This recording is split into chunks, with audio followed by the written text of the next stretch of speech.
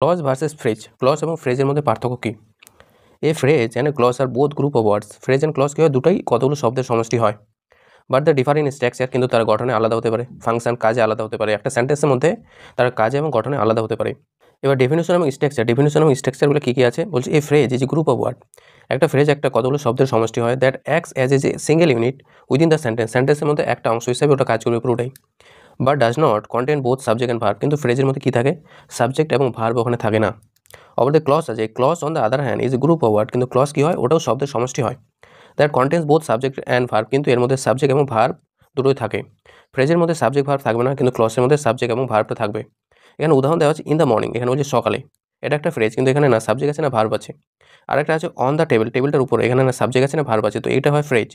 আবার এখানে ক্লজটা দেখো, এখানে আছে সি রানস, সে দৌড়ায়, এখানে সিটা সাবজেক্ট আছে, রানসটা হচ্ছে ভার্ব আছে, তো ক্লজের মধ্যে ভার্ব এবং সাবজেক্ট দুটোই থাকবে। আরেকটা আছে হি ইজ রিডিং এ বুক, সে একটা বই পড়ছে, তো হিটার সাবজেক্ট আছে, রিডটা এখানে ভার্বের সঙ্গে এনজি লাগানো আছে, তো এখানে ভার্বও আছে এবং সাবজেক্টও আছে, তো এগুলো তাই এগুলো হলো ক্লজ। ফাংশন কী কী হয় বলছে, a phrase function as a single part of speech, যে ফ্রেজটা যে আছে পুরো ফ্রেজটা একটা সিঙ্গেল পার্ট অফ স্পিচ হিসেবে, একটা পার্ট অফ স্পিচ হিসেবে কাজ করতে পারে, যেমন নাউন হিসেবে কাজ করতে পারবে, ভার্ব হিসেবে কাজ করতে পারবে, অ্যাডজেক্টিভ হিসেবে কাজ করতে পারবে, প্রিপোজিশন হিসেবে কাজ করতে পারবে। কিন্তু কী করে, কেন ডিস্টার্ন এলো না, একটা ফ্রেজ একাই ব্যবহার হতে পারবে না, একাই ওর কোনো অর্থ বা ভাব প্রকাশ করবে না, এক্সপ্রেস এ কমপ্লিট থট, অথবা মানে পুরোপুরি একটা সম্পূর্ণ ভাবও প্রকাশ করতে পারবে না। কিন্তু ক্লজ কী হয়, clause can either stand alone, ক্লজটা একাই ব্যবহার হতে পারবে, অ্যান্ড কমপ্লিট সেন্টেন্স, এবং একটা সেন্টেন্সকে কমপ্লিট করতে পারবে, যেমন যেটা ইন্ডিপেন্ডেন্ট ক্লজ, ওটা তো পুরো সেন্টেন্সটাকেই পুরো ভাবটাকে প্রকাশ করে দেয়। অথবা ক্লজ কী করে, অন্য ক্লজের উপর নির্ভর করে, কিন্তু ক্লজের এক কথায় যে ক্লজ নিজে উচ্চারিত হতে পারবে, নিজে ভাব প্রকাশ করতে পারবে।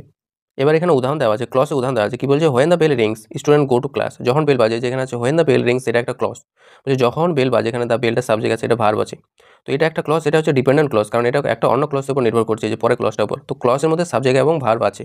কিন্তু ফ্রেজটা দেখো, বলছে at the sound of a bell student go to class, যে বেলের আওয়াজে স্টুডেন্টগুলো ক্লাসে গেলো, এই যে at the sound of a bell, এই যে বেলে যে বেলের আওয়াজে, এই যে এর মধ্যে সাবজেক্টও নেই ভার্ব নেই, তো এটা কি হয়, এটা হচ্ছে তোমার একটা ফ্রেজ হয়, প্রিপোজিশনাল ফ্রেজ হবে এটা একটা, কারণ সামনে অ্যাড আছে আর শেষে একটা নাউন আছে, তাই এটা প্রিপোজিশনাল ফ্রেজের মধ্যে যে পড়বে। নিচে লিঙ্ক আছে, লিঙ্কটাতে ক্লিক করো, ক্লিক করলে ওখানে দেখতে পাবে যে ফ্রেজের একটা পুরো ক্লাস ওপেন হয়ে যাবে। এবার ক্লজ এবং ফ্রেজের কতগুলি এক্সাম্পল প্র্যাকটিস করবো, যেমন এখানে আছে এক নম্বর আছে বিকজ সি ওয়াজ লেট, এখানে সাবজেক্ট আছে ভার্ব আছে, তার মানে একটা ক্লজ হবে।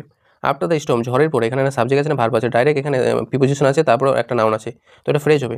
3 নাম্বারটা বলছে হি ওয়ার্কস, এটা সাবজেক্ট আছে, এটা ভার্ব আছে, তার মানে এটা ক্লজ। 4 নাম্বারটা বলছে টু ক্যাচ দ্য ট্রেন, ট্রেনটা ধরতে, এখানে সাবজেক্টও নেই ভার্ব নেই, তাই এটা ফ্রেজ হবে। 5 নাম্বারটা বলছে হোয়েন দ্য বেল রিংস, এখানে বেলটা সাবজেক্ট আছে, রিংটা ভার্ব আছে, তাই এটা ক্লজ হবে।